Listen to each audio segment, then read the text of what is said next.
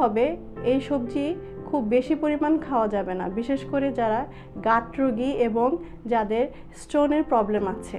এতে রয়েছে প্রচুর পরিমাণে ভিটামিন সি। ভিটামিন সি একটি অ্যান্টিঅক্সিডেন্ট যা আমাদের সুস্থ রাখতে সাহায্য করে। এর পাশাপাশি আমাদের বডিতে যে টক্সিন উৎপন্ন হয় সেই টক্সিনকে রিডিউস করতে সাহায্য করে।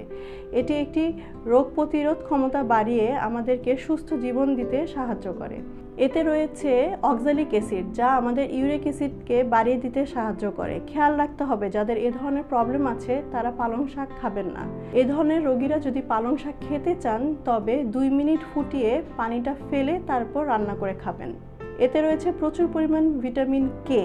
কে আমাদের স্বাস্থ্য রক্ষা করার পাশাপাশি আমাদের হার্টকে ভালো রাখতে সাহায্য করে। আমাদের হার্টের যে ভেসেলগুলো থাকে এবং আমাদের মাসেলকে স্ট্রং করতে সাহায্য করে। এজন্য যারা ব্যায়াম করে থাকেন তারা এ ধরনের সবজিকে অনায়াসেই কিন্তু তার